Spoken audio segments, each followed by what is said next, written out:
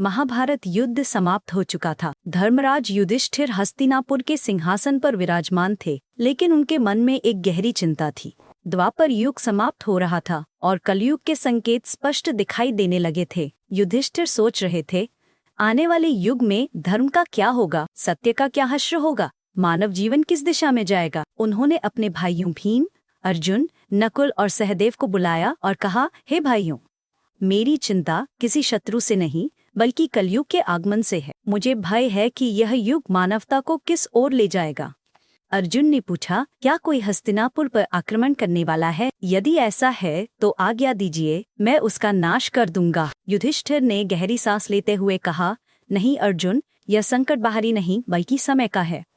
हमें द्वारिका जाकर श्री कृष्ण से परामर्श करना चाहिए। सभी पांडव द्वारिका पहुंचे। श्री कृष्ण ने उनका स्वागत किया। युधिष्ठिर ने कहा, हे माधव, कृपया बताइए कि कलयुग में मानव का स्वभाव कैसा होगा और इसका अंत कैसे होगा। श्री कृष्ण मुस्कुराए और बोले, हे धर्मराज, इसका उत्तर पाने के लिए आपको अनुभव करना होगा। आप सब अलग अलग दिशाओं में स्थित रहस्यता हुनर वहां जो दृश्य देखें उन्हें मेरे पास लौटकर बताएं। पांडव अलग अलग दिशाओं में निकल पड़े। युधिष्ठिर ने एक 2 सूंडों वाला हाथी देखा जो दोनों सूंडों से पैर उखाड़ रहा था।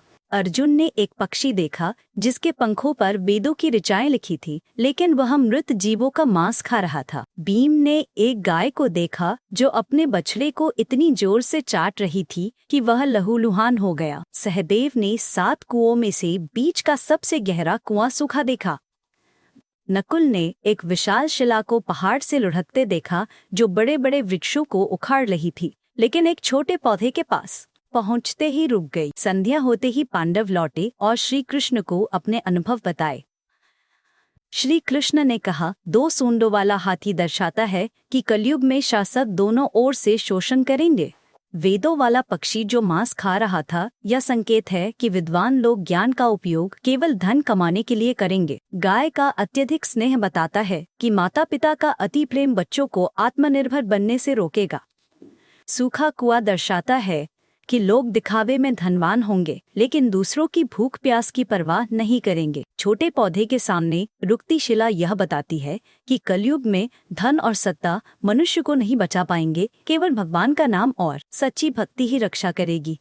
इसी विषय पर गरुड़ पुराण में एक अद्भुत प्रसंग है।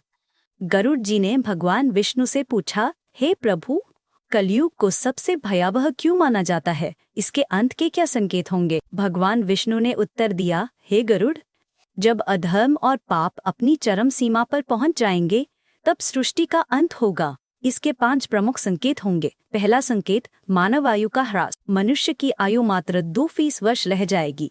लोग 12 वर्ष में ही वृद्ध हो जाएंगे। स्त्रियां 8-9 वर्ष में संतान को जन्म देंगी, लेकिन कमजोर शरीर के कारण बच्चों का पालन नहीं कर पाएंगी। समाज में प्रेम और विश्वास का लोप होगा। दूसरा संकेत, धर्म और नैतिकता का पतन। पतिव्रता स्त्रियां लुप्त हो जाएंगी।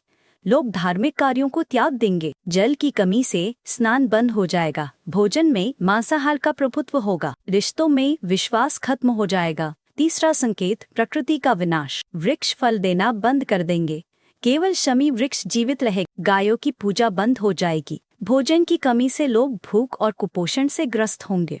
चौथा संकेत, अल्पवृष्टि और भूखमरी। वर्षा अत्यंत कम होगी। खेतों में अनाज नहीं उगेगा। फलों में रस नहीं होगा। लोग भूख और प्यास से तड़पेंगे। 5वां संकेत, 7 सूर्यों का उदय और प्रलय। 7 सूर्यों की तीव्र गर्मी से पृथ्वी का सारा जल सूख जाएगा। संपूर्ण सृष्टि जलकर राख हो जाएगी। फिर भगवान विष्णु रुद्र रूप में मेघ उत्पन्न करेंगे जो 100 वर्षों तक भयंकर वर्षा करेंगे। यह वर्षा सृष्टि को जलमग्न कर देगी और संसार का अंत हो जाएगा। लेकिन यह अंत केवल विनाश नहीं होगा। भगवान विष्णु ने कहा, जब यह सृष्टि नष्ट होगी तब एक नई शुद्ध और पवित्र सृष्टि की रचना होगी। उसमें धर्म, सत्य और आध्यात्मिकता का पुनरुत्थान होगा।